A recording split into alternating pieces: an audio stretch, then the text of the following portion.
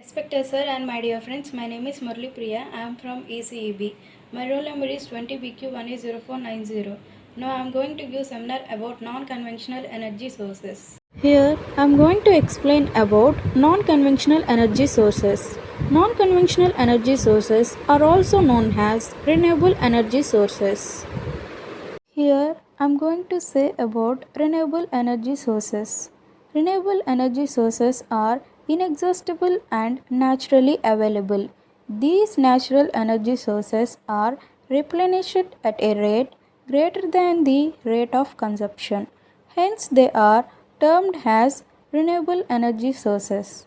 Some common examples of renewable energy sources are: first one, solar energy; second one, ocean thermal energy; third one, tidal energy; fourth one, hydropower; fifth one, geothermal energy.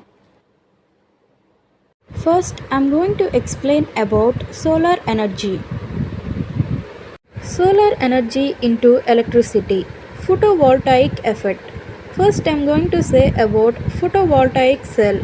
The device which is used to convert sunlight into electricity is known as photovoltaic cell. Next, I am going to say about photovoltaic effect. This is the phenomena of conversion of sunlight into electricity is known as photovoltaic effect. A solar cell is also known as light sensitive p-n junction photodiode. Next, I am going to say about construction and working of a photovoltaic cell. A photovoltaic cell consists of two thin metal plates, completely covers both front and back sides of the cell. The front metal plate is completely coated with an anti-reflective coating material, Si3N4 or TiO2. Both N-type and P-type semiconductors are sandwiched in between these two metal plates. Here, the N-type semiconductor is always in contact with the front surface. The metal plate, which is placed backside, completely covers the cell. Next, I am going to say about photovoltaic cell.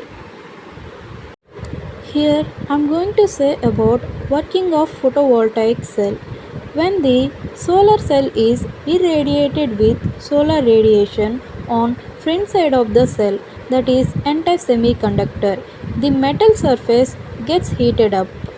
This is the heat energy is enough to transfer electrons from N-type to P-type semiconductor, thereby completing the circuit with a load or bulb. Current flows from P-type to N-type through a load or bulb. This may continuously converts sunlight into electricity until the sunlight may cut off. Next, I am going to say about organic photovoltaic cell. Here I am going to say about organic photovoltaic cell. These are the photovoltaic cells in which the sunlight is converted into electricity with the help of organic polymer conductors. Next I am going to say about construction and working of organic photovoltaic cell. Both N-type and P-type organic polymer conductors are sandwiched with two metal electrodes, anode and cathode.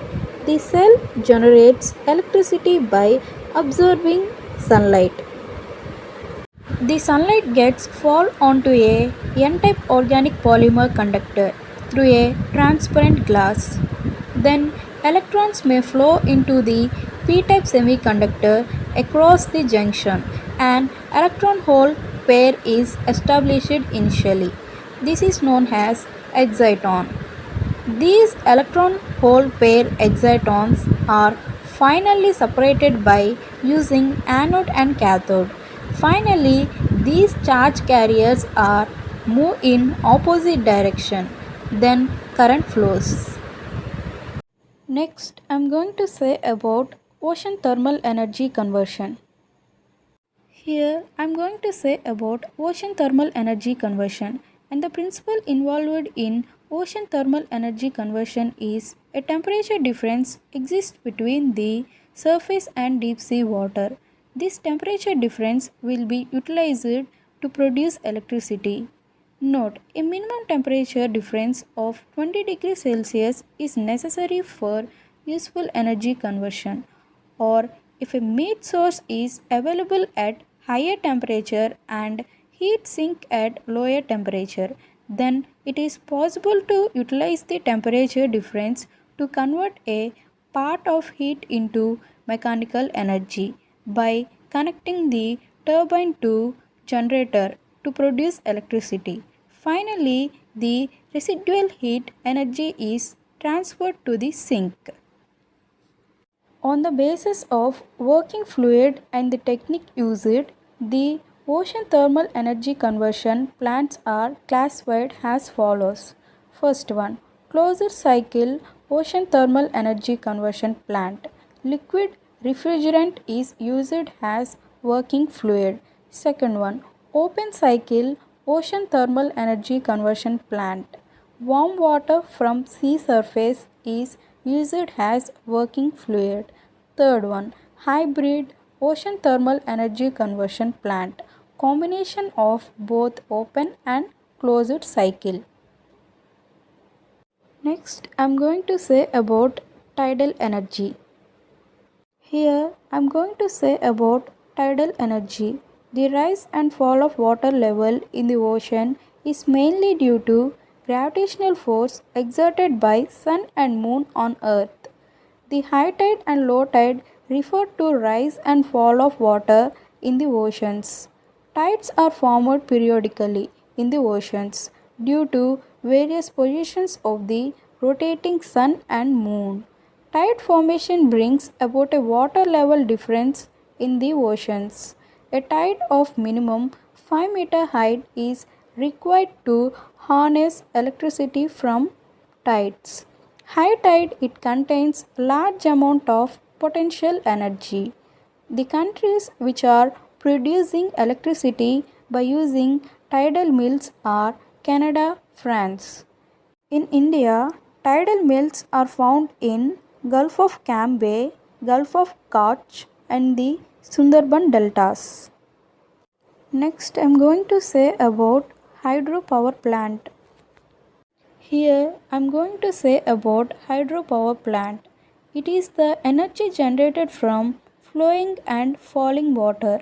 A dam is constructed across the flowing river and water is stored at higher altitude, thereby increases its potential energy.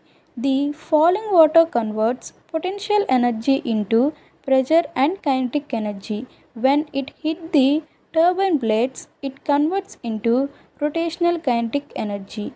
Finally, turbine may rotate the generator which transforms mechanical energy into electricity.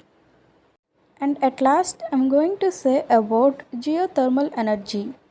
Here I am going to say about geothermal energy, natural geysers. The energy harnessed from the hot rocks present inside the earth is called geothermal energy.